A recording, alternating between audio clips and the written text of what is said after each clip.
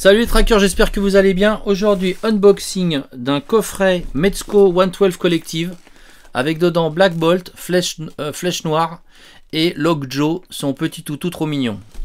Ok les amis, donc voilà donc le coffret des Inhumains, enfin qui s'appelle The Inhumans, avec donc Black Bolt, Lockjaw, donc Mezco 112, superbe illustration de Jack Kirby qui, vous le savez, est de loin, de très très loin, mon dessinateur préféré de comics. Je suis content de revoir des... là aussi on a une superbe illustration sur le côté de la boîte de Lockjaw, de Black Bolt, pardon. Je suis super content de retrouver des illustrations de Jack Kirby et plus généralement de voir son œuvre actuellement dans des films comme Thor Ragnarok et autres. Pendant longtemps il y a eu un conflit entre les héritiers de Jack Kirby et Marvel, pour un problème de droit, de royalties et compagnie. Ce problème s'est réglé, les avocats sont intervenus et maintenant on a le plaisir de retrouver des dessins, des illustrations du King, du plus grand dessinateur de comics de tous les temps, Jack Kirby, sur des packaging comme celui-ci, dans des films, dans les décors. Vous regarderez dans Thor Ragnarok, il y a plein de références à l'univers de Kirby. C'est pour ça que j'aime beaucoup ce film.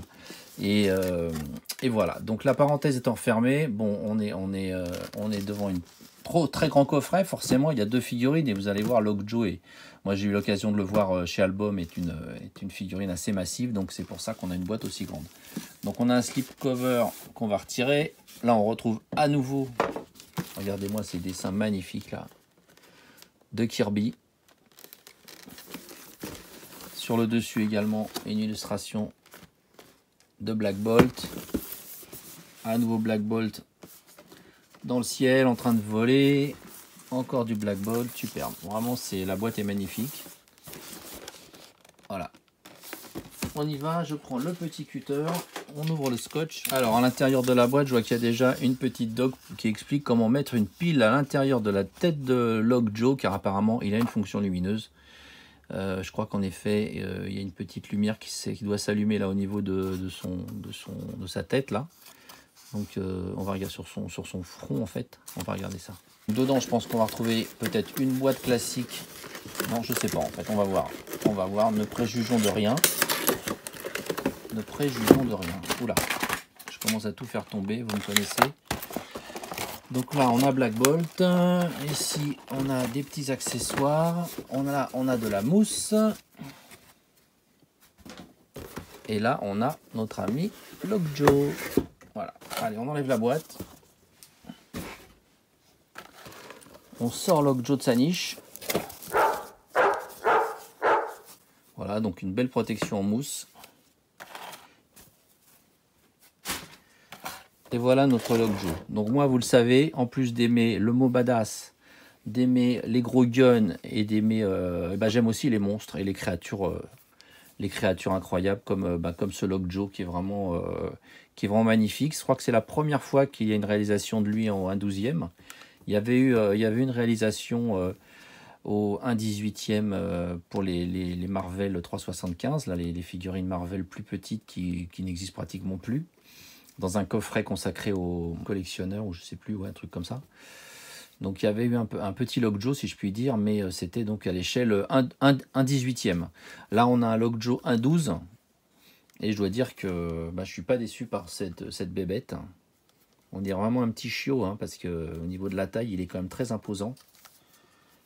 Voilà, donc articulation des papates. Ah, celle-là se barre déjà. Bon, j'espère que c'est pas grave. Non, c'est pas grave. C'est pas grave, enfin j'espère pas. Un peu curieux quand même. Ouais, c'est un peu inquiétant quand même, ça, parce que je vois qu'il y a de la colle.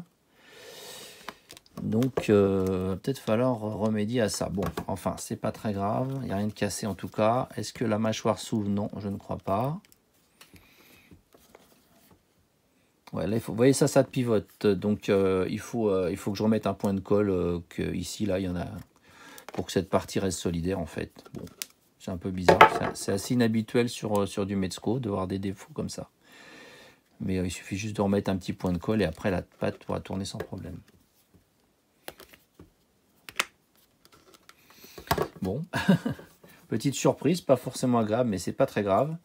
Donc la pile, elle se met où? Elle se met... donc il faut retirer la tête. Voilà, donc j'ai mis les piles à l'intérieur de la tête de notre ami Logjo qui perd son gigot là. Voilà. Donc une lumière assez puissante. Je vais mal éteindre là. On voit bien que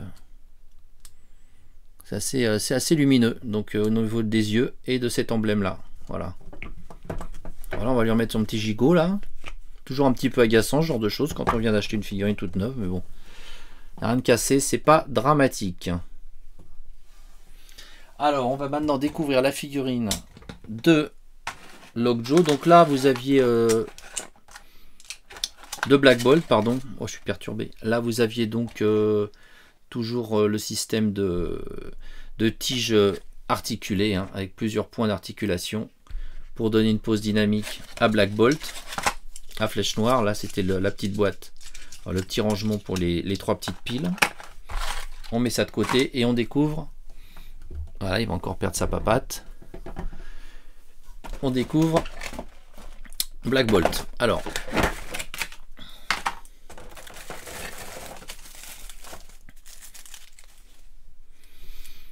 voici Black Bolt. Donc, belle figurine avec ici une espèce de peinture métallique du plus bel effet au niveau de toutes ces lignes là. Là les petites ailes, je sais plus très bien ce que c'est dans la... Ouais, c'est comme des ailes en fait, hein. Bon, ils ont fait un petit ils ont fait un petit imprimé avec des... Je n'arrive pas à bien voir, un petit peu comme une grille, on va dire. C'est assez élégant. Bon, au niveau des articulations, elles ont l'air d'être excellentes. Donc vous avez des parties en plastique, vous avez ici des parties en tissu. Donc la combinaison est principalement composée de plastique, mais il y a quand même des zones ici en tissu, là au niveau des hanches, au niveau des mollets, dans le dos. J'aime beaucoup aussi cet effet, le cou là, c'est très joli le plastique à cet endroit là. Au niveau donc des articulations, ça a l'air d'être pas mal, mais il faut quand même faire attention à ces petites ailes là, pas les déchirer. Enfin bon, grand écart. Articulation genou, est-ce qu'elle est double? Pas sûr. Si, double. Ça, quand ça monte comme ça, c'est que c'est double. Au niveau des coudes, je ne crois pas. Moi, si. Si, il y en a une là, une ici et une autre là. Si, double articulation genou, double articulation double. Il y a des abdos. On peut bien sûr pivoter. Attention à pas abîmer peut-être quand même cet imprimé là. Donc ça me fait un peu peur ça, parce que ça a l'air d'être assez fragile quand même. La tête pivote bien sûr. Les pieds également. Voilà. Et là on peut pas lever les bras beaucoup plus haut, parce que sinon après ça abîmerait ces petites ailes. Bon, au niveau du visage il est simple, hein, mais il est pas mal. Voilà, Black Bolt quoi, flèche noire. Et on retrouve ici le même emblème que sur son chien. Pas sur son chien, pardon, sur son Logjo. Je sais pas s'il a un nom français, Logjo. Si, je crois, hein.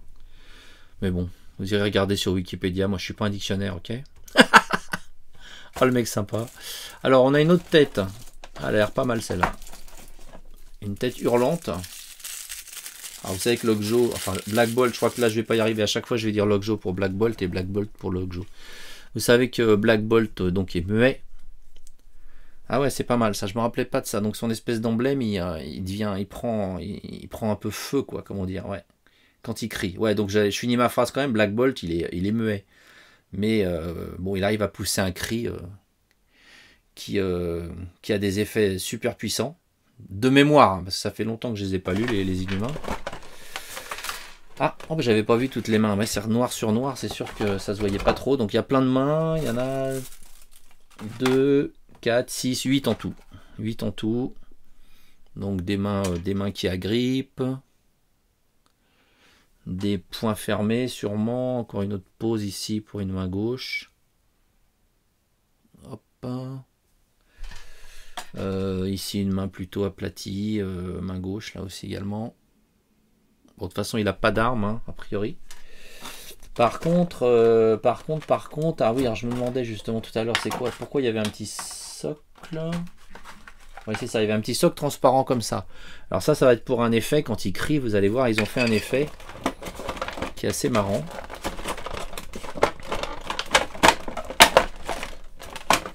Donc le socle est magnifique, il reprend un peu les lignes de sa combinaison, hein. Enfin c'est magnifique. Je vais laisser la petite protection dessus parce que je veux pas l'abîmer. Alors un ami merci Bruno, m'a dit qu'on pouvait mettre du vernis sur le socle et qu'après ça on risquait plus de le rayer. Bon, pourquoi pas, à essayer. Donc vous voyez en fait si vous changez sa tête et que vous mettez cet effet de cri comme ça, avec une tige également, ça peut faire un effet sympa. On va regarder tout de suite ce que ça donne. Donc là il y a un petit trou ici, donc vous mettez la tige dedans.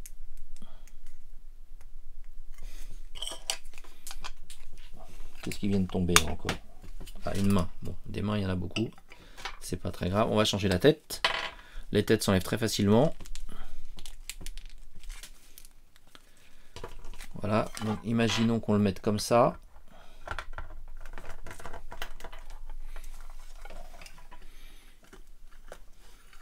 Alors là c'est un peu haut.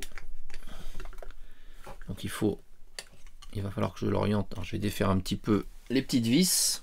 C'est vrai que ça fait quand même beaucoup de tiges pour un peu inesthétique on va dire, pour un effet, vous voyez ce que je veux dire. Donc c'est pas bon. Mais bon, il y a pas, il pouvait pas faire tenir une pièce aussi grosse dans sa bouche comme ça. À mon avis, c'était pas possible, quoi. Alors, attendez, on va plutôt le mettre comme ça parce que là, il va être un peu loin. C'est assez marrant. Bon, c'est pas très discret. Hein, pardon, je recommence. Ce n'est pas très discret cette tige, mais c'est vrai que c'est assez marrant. Je vais vous le faire tourner un petit peu, on va voir ce que ça donne. Voilà, donc là je vous le fais tourner un petit peu avec l'effet du cri là. Donc c'est assez marrant. Comment ils appellent cet effet là dans la boîte? Il n'y a rien marqué en fait. Il n'y a rien marqué sur la... Il n'y a pas de description en fait de ce qu'il y a à l'intérieur sur cette boîte. Voilà, bon c'est assez marrant comme effet. C'est pas discret la tige et compagnie, mais c'est assez marrant. Est-ce que ça vous plaît? Vous me direz dans les commentaires si vous trouvez que c'est plutôt bien vu ou pas. Donc après, les accessoires, il n'y en a pas beaucoup, hein, il n'y en a même pas du tout. Il y a cet accessoire-là qui est original. Il y a plusieurs mains. Une tête alternative. Donc la tête alternative, on va la regarder un petit peu en détail parce qu'on ne l'a pas encore vraiment bien regardée. Enfin si, on l'avait regardé un peu, mais voilà. Donc plutôt réussi. Le fond de la bouche est bleu, c'est assez spécial. Ça, je ne m'en rappelais pas non plus. J'aime beaucoup ces reflets métalliques bleus là, vraiment très très élégant, très très classe ça. Ce bleu qu'on retrouve sur le socle, très chouette. Voilà, donc on va le mettre à côté de son petit toutou qui a plus que 3 pattes, pauvre bête. Pauvre bête. Ah ça fait de la peine. Hein. Voilà, on le voilà avec son petit toutou. Je vais vous les faire tourner un petit peu les deux. Voilà les amis, donc je vous ai mis sur le plateau Lockjaw et Black Bolt. J'ai allumé les yeux de Lockjaw, les yeux et son petit emblème ici. Et vous voyez qu'ils forment un couple plutôt sympa. Une belle équipe. La texture aussi sur Lockjaw est plutôt réussie. On dirait vraiment des poils de chien. Bon. Qu'est-ce que je peux vous dire d'autre? Je crois que je vous ai dit pratiquement tout. Je vous montre le socle qui est vraiment joli à nouveau. Et je vais aller vous chercher Médusa parce que quand même, il faut qu'il soit avec sa petite chérie. Voilà, donc là je vous l'ai mis à côté de Médusa. Donc il est un peu plus grand que Médusa. Je m'aperçois d'ailleurs que autant il y a eu des belles figurines Marvel Legends de Flèche Noire, autant au niveau des Inhumains, je crois qu'ils n'ont pas fait grand chose Marvel Legends. Je me rappelle pas avoir vu de Maximus. Je me rappelle pas avoir vu Gorgone. Enfin, en tout cas là ils vont bien ensemble, hein. Ils vont super bien ensemble là. Les proportions sont bien respectées. Et puis derrière on a notre ami Lockjaw avec ses beaux yeux bleus. Voilà, je vous tourne un peu la caméra, que vous voyez bien la petite famille au complet. Voilà les amis, bah écoutez, pas des tonnes de trucs à dire, si ce n'est, bon bah il y a 2 personnages dans la boîte, ça c'est super, les 2 sont plutôt bien réalisés. Qu'est-ce que j'aurais pu vous dire d'autre sur Lockjaw? Les petites griffes là sont marrantes. Ouais, également en dessous là, on voit bien en dessous les pattes là, comment on appelle ça, les petits coussinets comme les chiens ou les chats quoi. Ça c'est trop mimi, voilà. Dommage que la mâchoire ne s'ouvre pas, parce que ça aurait pu être quand même ça aurait été quand même un petit plus. Bon, c'est pas très grave. Et puis cet effet assez marrant là, cet effet de cri qui est assez marrant. Je croyais qu'il y avait d'autres effets, j'avais cru comprendre qu'il y a... Oh là, ouais, on va le redresser. J'avais cru comprendre qu'il y avait d'autres accessoires quand j'avais vu la préco. Mais apparemment, non, il n'y a que ça. Voilà, bon, bah, c'est marrant. Ça va prendre un peu trop de place, je pense, dans la vitrine, mais c'est assez marrant. Voilà les amis, bah écoutez, j'espère que cette petite review vous a plu. Comme d'habitude, n'oubliez pas de vous abonner si ce n'est pas déjà fait. De cliquer sur la petite cloche pour recevoir les notifications. Et de liker, ça fait toujours plaisir. Voilà les amis. Allez, je vous dis à très bientôt. Ciao les amis, ciao.